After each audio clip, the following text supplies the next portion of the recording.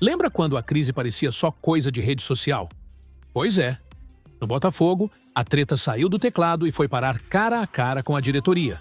E com protesto marcado antes de Botafogo versus Bangu no Newton Santos.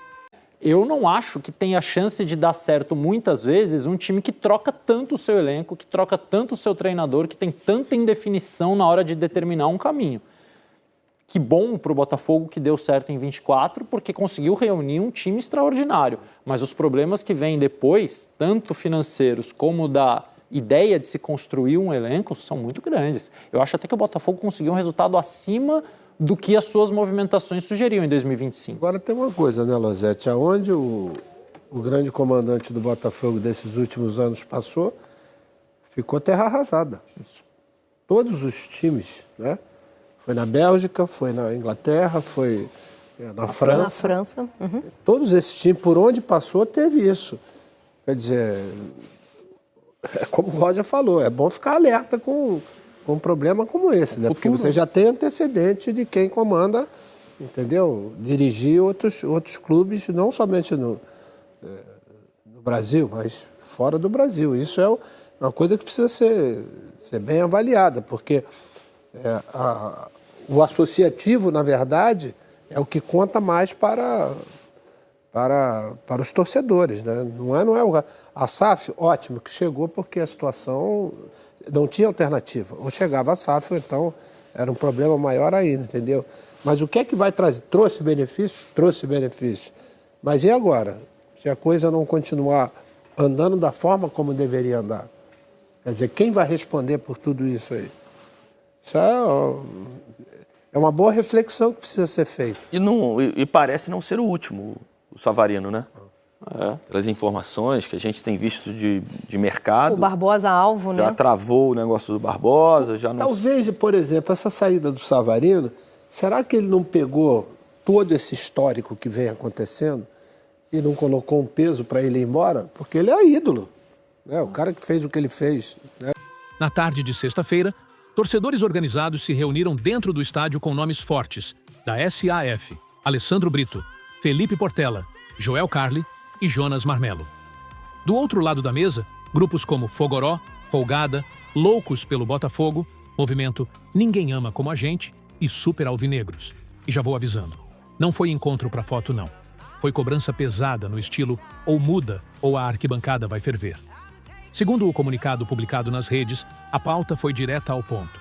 Transfer ban, finanças e planejamento do futebol.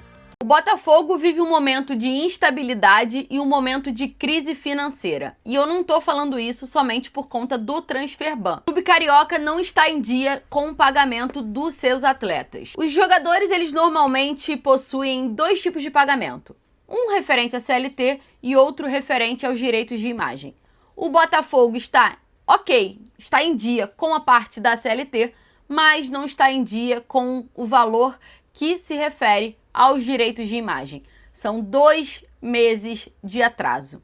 E, na verdade, já chegou até a 3 meses. Mas o Botafogo fez o pagamento de uma parte dessa quantia referente a um mês, um dia antes da bola rolar entre Botafogo e Volta Redonda, a partida que marcou a estreia de Anselmi e também a estreia do elenco principal do Botafogo na temporada de 2026.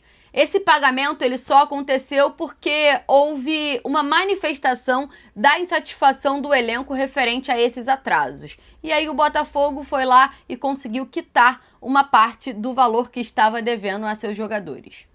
Mas não é só a parte da imagem que o Botafogo deve aos seus atletas. Alguns jogadores também possuem pendências em relação às luvas. E também não é só para os jogadores que o Botafogo está devendo. Tem alguns empresários que reclamam nos bastidores que também não receberam as comissões que foram acertadas durante algumas negociações. Diante disso, o dia a dia na SAF do Botafogo tem uma ordem: corte de gasto em todos os departamentos. E isso inclui a base do futebol masculino e também o futebol feminino do Botafogo. Tudo isso acontece enquanto o Botafogo vive um transfer ban. O Botafogo foi punido porque não pagou o Atlanta United a contratação de Thiago Almada.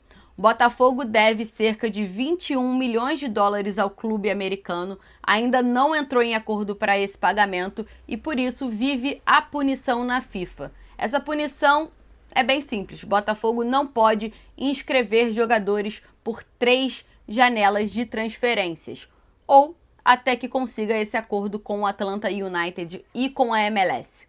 Internamente, o Textor prega tranquilidade e diz que vai conseguir o aporte financeiro para quitar essas dívidas urgentes do Botafogo. Mas, apesar disso, o cenário no Botafogo nos bastidores é de muita incerteza e insegurança. E aqui começa a parte mais explosiva, porque transfer ban, na prática, significa uma trava. O clube fica com o mercado amarrado e a torcida fica com a sensação de que o time pode entrar no ano no improviso. As organizadas dizem que exigiram transparência, planejamento e visão de futuro do tamanho do Botafogo e bateram forte na falta de comunicação oficial. O torcedor, segundo elas, está ficando à mercê de especulações e só toma conhecimento das coisas pela imprensa, sempre com notícia negativa e clima de instabilidade. No tema que mais assusta qualquer clube, grana e punição, a informação passada na reunião é que resolver as pendências financeiras virou prioridade e estaria sendo tratada diretamente pelo John Textor. Só que as torcidas não engoliram promessa, avisaram que a vigilância e os protestos vão continuar e que querem solução definitiva, não papo bonito. Traduzindo, chega de vai dar certo, eles querem data, ação e resultado. E tem mais lenha nessa fogueira. No planejamento de futebol, a diretoria teria bancado confiança no elenco atual e na nova comissão técnica, mesmo sem reforços imediatos. Só que as organizadas deixaram claro o incômodo com saídas de jogadores para clubes rivais. Para elas, isso é inaceitável e passa a sensação de perda de competitividade. E, quando o torcedor sente que o clube está perdendo força nos bastidores, a cobrança vira tempestade. Para completar o pacote de confusão, o protesto já está marcado. Sábado à tarde, 24 de janeiro de 2026, em uma das ruas de acesso ao setor norte do estádio Newton Santos. E às 21h tem jogo contra o Bangu pelo Carioca. Ou seja, o Botafogo vai ter que lidar com pressão antes, durante e depois da bola rolar. As torcidas até prometem que, durante os 90 minutos, vão apoiar, porque o time precisa de união. Mas o recado vem com cláusula. Antes e depois do apito final, a cobrança vai ser implacável por profissionalismo, resultados e, principalmente, respeito com quem sustenta o clube. E tem uma frase que resume tudo. O Botafogo pertence à sua torcida. Se precisar de outra volta por cima, eles dizem que estarão lá. Mas avisam, isso exige responsabilidade e honestidade. E detalhe importante, procurada, a SAF do Botafogo não se pronunciou.